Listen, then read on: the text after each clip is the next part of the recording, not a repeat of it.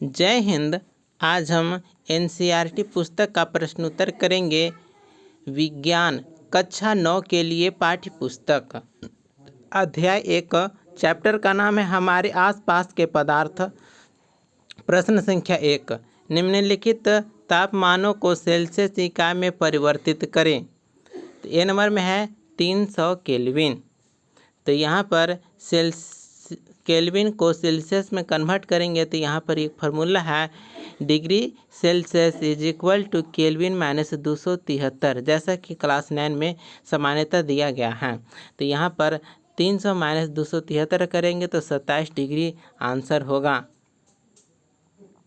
और वहीं 573 माइनस 273 करेंगे तो 300 डिग्री सेल्सियस होगा। यानी केल्विन शून्य से यानी एब्सोल्यूट जीरो गिना जाता है, इसलिए सेल्सियस पाने के लिए 273 घटाते हैं।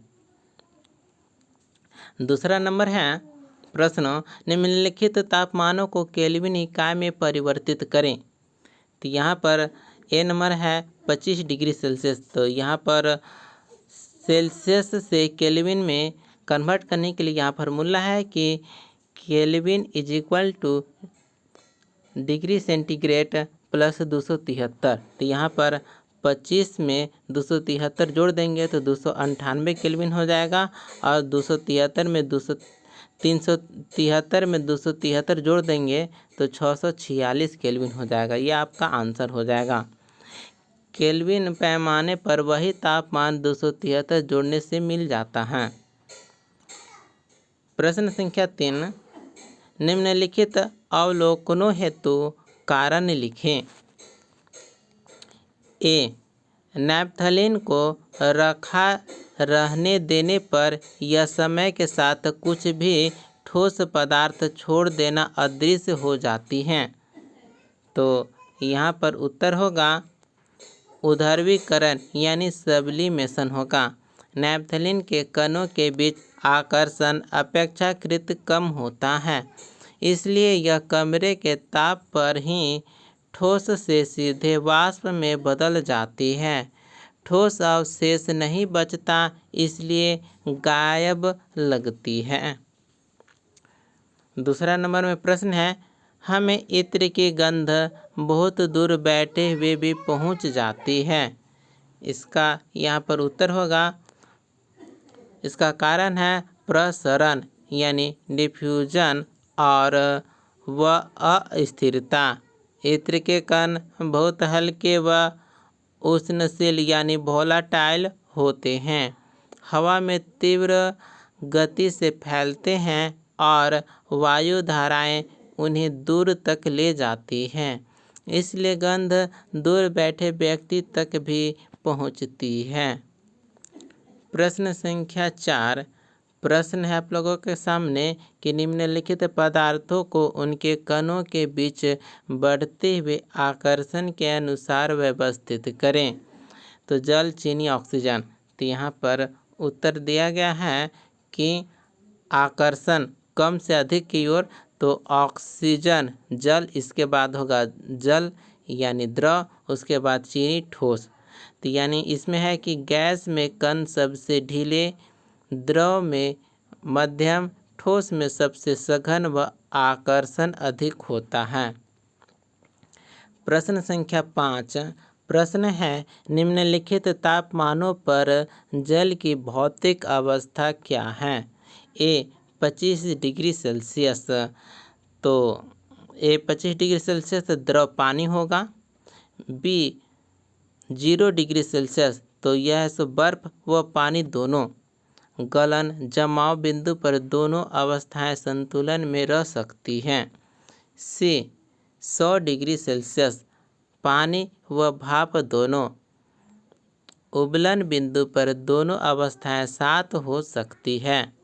अवस्था परिवर्तन बिंदुओं पर दोनों अवस्थाएं सअस्तित्व में रहती है, क्योंकि गुप्त ऊष्मा ली या दी जा रही होती है। प्रश्न संख्या 6, प्रश्न है पुष्टि हेतु कारण दें। ए, जल कमरे के ताप पर द्रव है। तो इसका कारण होगा कि कमरे का ताप लगभग 25 डिग्री सेल्सियस है, जो 0 डिग्री सेल्सियस यानी गलन और 100 डिग्री सेल्सियस यानी उबलन के बीच आता है। इसलिए पानी द्रव अवस्था में रहता है। छठा का बी प्रश्न है, लोहे की अलमारी कमरे के ताप पर ठोस है। इसका कारण होगा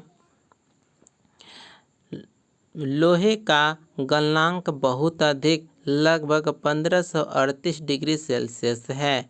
कमरे के ताप पर कणों के पास आकर्षण बल तोड़ने लायक ऊर्जा नहीं होती, इसलिए यह ठोस रहता है। प्रश्न संख्या 7। प्रश्न है आप लोगों के सामने कि 273 केल्विन पर बर्फ को ठंडा करने पर तथा जल को इसी तापमान पर ठंडा करने पर शीतलता का प्रभाव अधिक क्यों होता है? तो इस प्रश्न का उत्तर होगा, बर्फ अधिक शीतलता देती है क्योंकि 273 केल्विन पर बर्फ पिघलने के लिए गुप्त ऊष्मा यानी लैटेंट हीट ऑफ फ्यूजन लगभग 334 किलोजूल पर किलोग्राम परिवेश से अतिरिक्त रूप से खींचती है। समान ताप के पानी को गुप्त ऊष्मा नहीं चाहिए, वह धीरे धीरे ताप बदलता है, इसलिए बर्फ का शीतल प्रभाव ज़्यादा होता है। प्रश्न संख्या 8।